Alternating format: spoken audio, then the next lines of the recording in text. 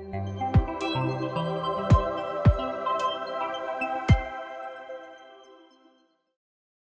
semua, saya Givari Halika Utama selaku host dari Biar Faham Podcast. Dan pada kali ini saya berkesempatan untuk membawakan program khusus di Biar Faham Podcast ini, yaitu program hashtag Pilih-Pilih Wakil Rakyat. Jadi tamu undangan yang akan saya undang ini salah satu calon anggota dewan dari beberapa partai yang diusung di pemilu 2024. Nah, salah satu tokoh yang akan saya undang ini yaitu caleg dari fraksi PKS, Bang. Ya. Oke, mungkin bisa perkenalkan diri dulu, Bang. Nama Bang siapa gitu. Baik. Halo, Assalamualaikum warahmatullahi wabarakatuh. Waalaikumsalam. Saya Yuda Ovana, biasa dipanggil Yuda. Saya maju jadi caleg DPRD Kota Sungai Penuh, Dapil 1 dari Partai PKS. Gitu, Fori. Dapil 1 ya, Bang? Dapil 1. Oke, bisa diceritakan sedikit nggak, Bang? Perjalanan hidup Abang mulai dari awal dulu sampai sekarang gitu kan? Iya. Kalau kita ceritakan mungkin panjang ya.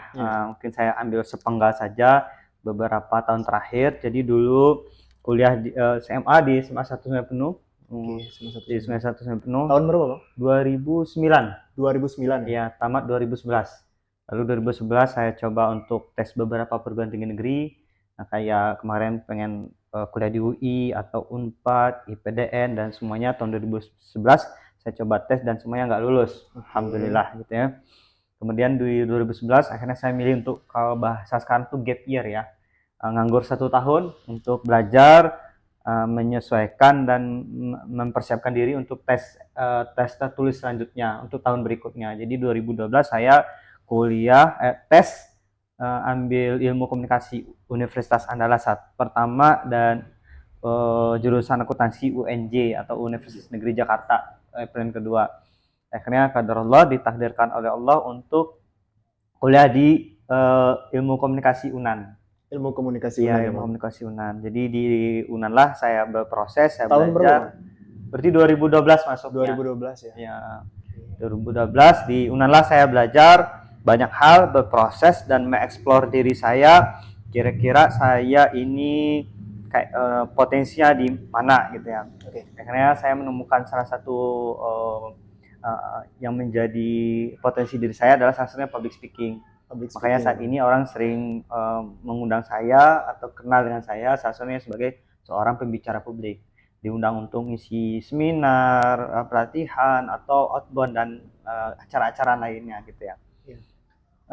Kemudian di 2012 kuliah, terus belajar, aktif juga di beberapa organisasi. Salah satunya dulu kami menginisiasi menghidupkan kembali yang namanya Ikatan Mahasiswa Kerinci UNAN.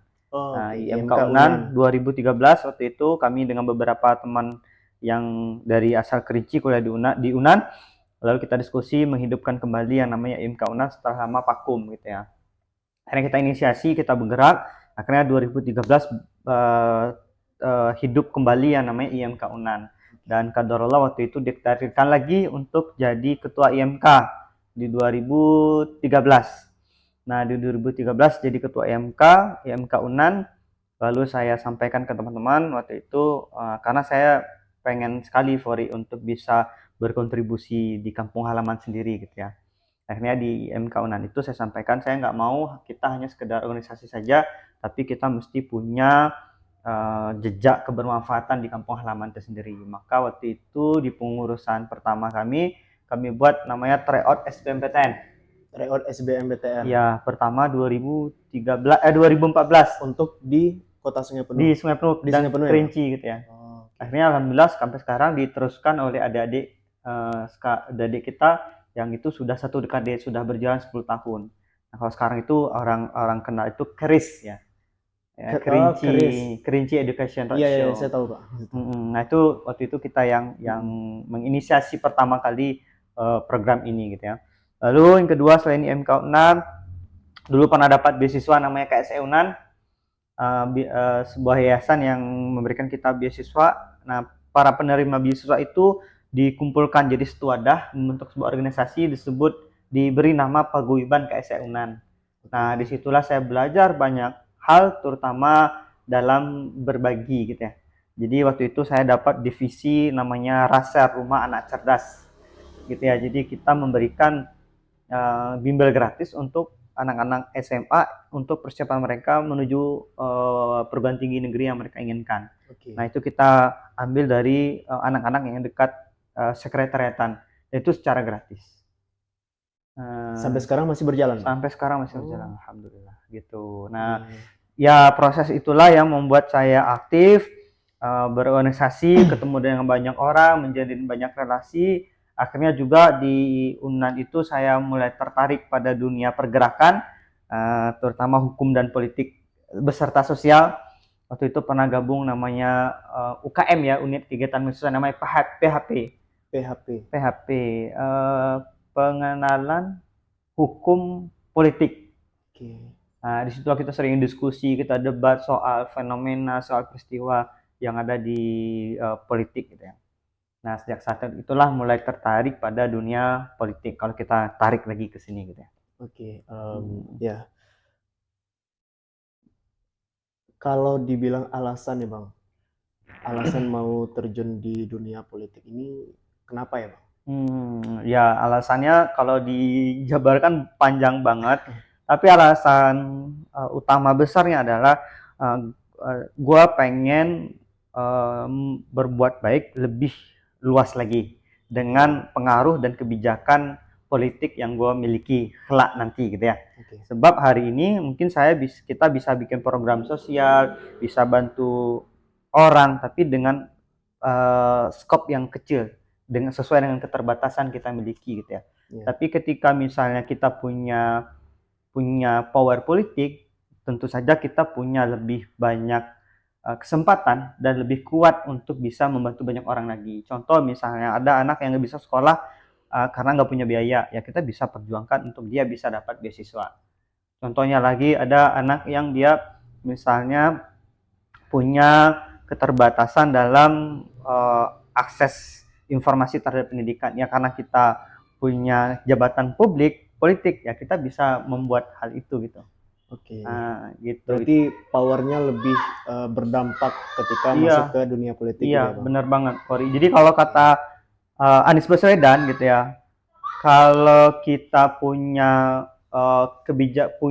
kebijakan publik, maka cukup hanya satu tanda tangan saja kita bisa menutup misalnya salah satu tempat maksiat misalnya. Tapi kalau kita nggak punya power terhadap kebijakan itu, ya kita mau teriak ngapain, orang akan tetap itu. Tapi hanya sekedar satu tanda tangan aja kita udah bisa membubarkan atau merobohkan tempat yang tidak baik gitu. Ya baik, Bang. Kira-kira menurut Abang nih, selama Abang turun ke masyarakat, menurut Abang nih di Sungai Penuh ini kira-kira problem yang ada dan akan dikerjakan nanti ke depan kira-kira apa ya? Kalau kita nanyain problemnya apa, tentu ada banyak sekali problem. Bahkan setiap ruang yang ada di kota ini adalah masalah gitu.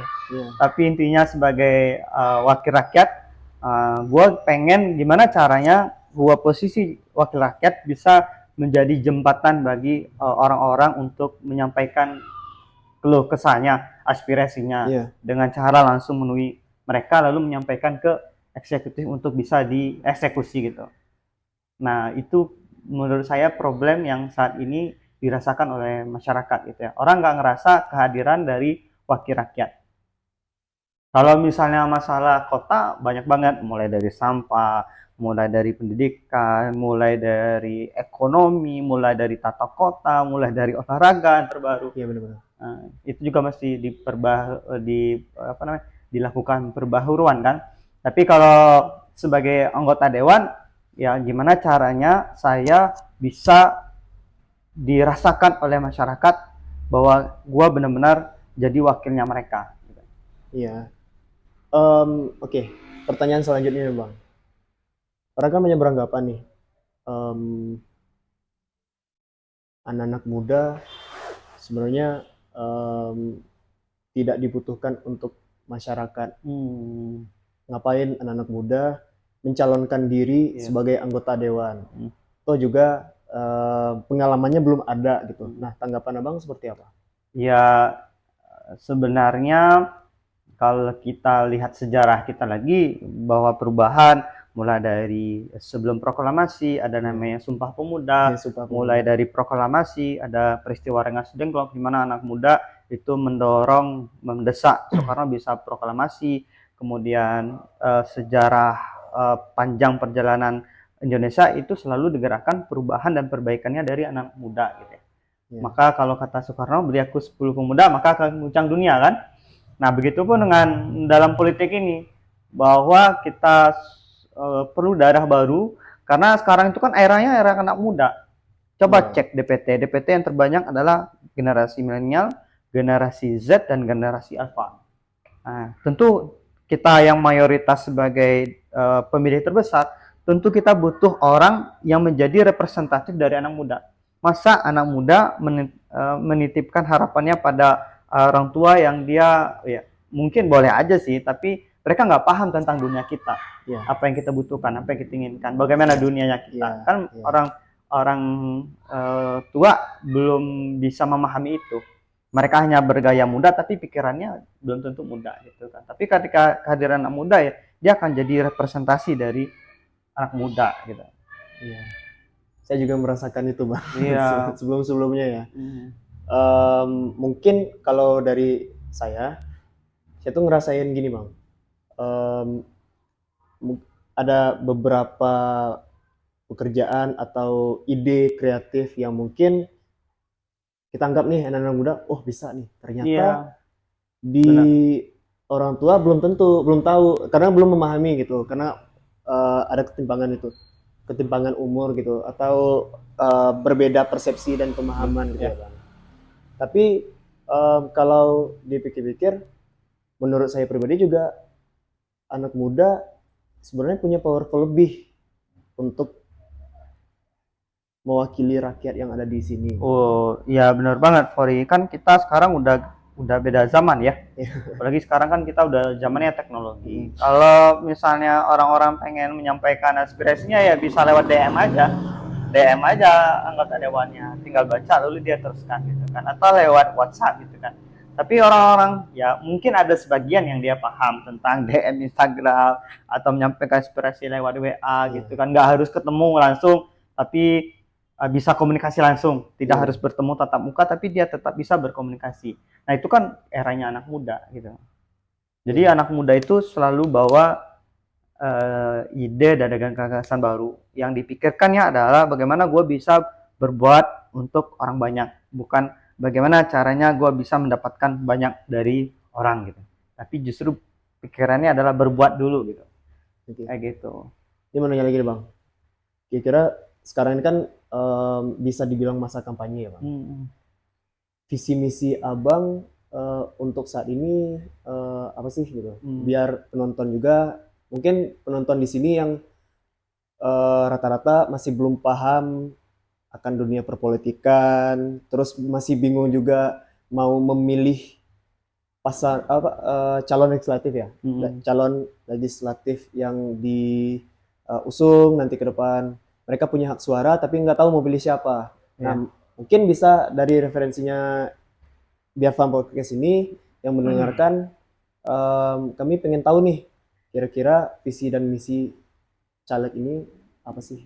Ya, saya selalu nyampein bahwa hidupnya jiwa kota, sebuah kota adalah ketika anak-anak mudanya punya wadah untuk beraktivitas, berkreativitas, dan berkaryavitas. Ketika tiga ini bisa difasilitasi oleh sebuah kota, maka hiduplah jiwa kota ini. Nah, saya visinya adalah bagaimana mendorong pemerintah untuk bisa menyiapkan tempat fasilitas itu tadi. Fasilitas. Iya, kayak kalau misalnya di Kota Padang mereka punya taman budaya, kalau di Jambi juga punya taman budaya di mana anak muda bisa berinteraksi, Iya. mereka bisa berkumpul, mereka Iya. bisa berkarya di situ, mereka juga punya tempat untuk berkreativitas. Iya. Nah, jadi kan hidup jadi kota gitu kan, malam jadi lebih rame dengan anak-anak muda yang nongkrong gitu ya. Nah, di kita kan belum ada tempat kita untuk bisa berkreativitas seperti itu. Nah, saya pengen mendorong atau memang saya punya keinginan bagaimana anak-anak muda ini, anak-anak muda Kota Singapura ini punya tempat untuk berkarya, beraktivitas, dan berkreativitas. Lalu juga di bidang pendidikan, karena memang saya konsepnya di bidang pendidikan, bagaimana kita mendorong bahwa ada pendidikan karakter di Kota Sungai Penuh. Pendidikan karakter. Wah, Iya, menarik nih Bang. iya, pendidikan karakter itu kalau misalnya di kita, saya lihat itu kan belum terkonsep, terutama dalam pendidikan ya. Iya. Kalau di Kota Padang itu mereka sudah menjalankan dan sudah terkonsep. Salah satu bentuknya adalah program Ramadan. Jadi dalam Ramadan itu, selama bulan Ramadan itu, anak-anak sekolah itu nggak ada yang mereka sekolah, tapi aktivitas mereka di masjid. Aktivitas mereka Iya, di masjid gitu. Mulai dari belajar ngaji, mulai dari belajar agama, apapun itu. Semua sekolah. Iya, semua sekolah. Aktivitas mereka di masjid sama bulan Ramadan. Nah, kita pengen Iya. dorong tuh di Kota Sambul juga bisa melakukan hal itu. Iya, oke. Nah, Menarik sih Bang. iya, karena dulu kita mungkin ngerasain kalau walaupun saya generasi milenial ya, kami ngerasain betapa masih membekasnya pendidikan agama di dalam diri kami. Karena kami diajar ngaji, diajar tentang adab, diajar tentang akhlak, dan itu masih membekas di diri kita gitu ya. Dan saya rasa walaupun kita berada di generasi Z sekarang, ya mesti perlu juga untuk hal-hal seperti ini. Lalu yang ketiga, saya ketemu dengan banyak komunitas, saya punya banyak teman gitu ya. Nah, ada banyak komunitas yang mereka bergerak dan punya manfaat dan tidak mendapatkan atensi dari pemerintah. Oke. Ya, contoh saya juga punya komunitas kan, tapi nggak pernah dapat perhatian dari pemerintah. Boleh disebutin Bang? Ya, kita punya komunitas volunteer anak kincai. Volunteer anak kincai. Ya. Nah, mereka bergerak secara sukarela gitu ya, tanpa bantuan pemerintah pun mereka tetap mau bergerak dan punya manfaat dan berdampak gitu ya. Apalagi kalau mereka disupport oleh pemerintah, terutama misalnya dari dana, bisa dari fasilitas, bisa dari bentuk apapun itu, pasti kemajuannya bisa jauh lebih luar biasa lagi kebermanfaatannya. Gitu sih kira-kira gambaran kecilnya. Ini pertanyaan di luar dari topik politik. Oh iya. Saya ingin bertanya sesuatu hal ini Bang.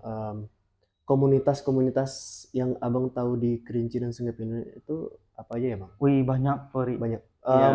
Ya. Yang lebih spesifik ke anak muda gitu. Ya, ada salah satunya LMK, Volunteer Anak Kincai, Sahabat Fijar, kemudian ada juga komunitas-komunitas yang bergerak di literasi, ada yang bidang seni dan kebudayaan. Contoh misalnya juga saya tahu juga teman-teman yang di bidang yang pojok kreatif misalnya. Pojok kreatif. Jadi komunitas-komunitas yang mereka punya jejak kebermanfaatan lah di tengah masyarakat gitu. Iya. Artinya nanti ke depan saya rangkum ya Bang. Ke depan Abang lebih menekankan fasilitas untuk anak-anak yang muda dan kreatif gitu.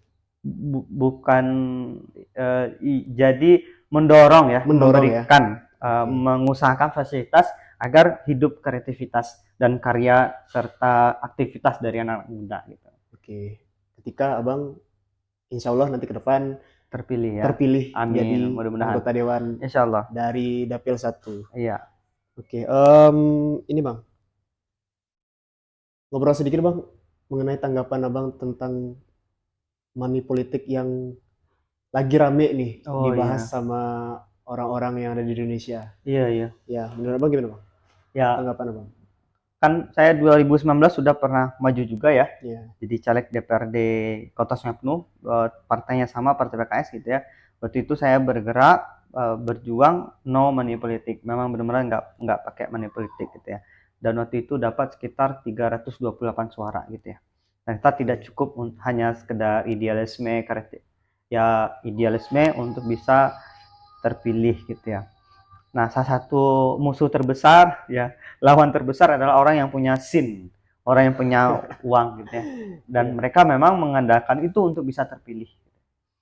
Uh, ya sekarang 2024 saya rasa literasi masyarakat sudah mulai meningkat, baik itu masyarakat dari kelas menengah, bawah, atau yang literasinya tinggi itu sudah mulai meningkat gitu ya. Dan itu mudah-mudahan ke depan 2024 itu orang yang memilih itu tidak terpengaruh pada uang yang diberikan oleh calon, karena nggak bisa kita hindari itu money politik, karena orang-orang yang katanya kuat itu kuatnya bukan karena karyanya, bukan karena Iya.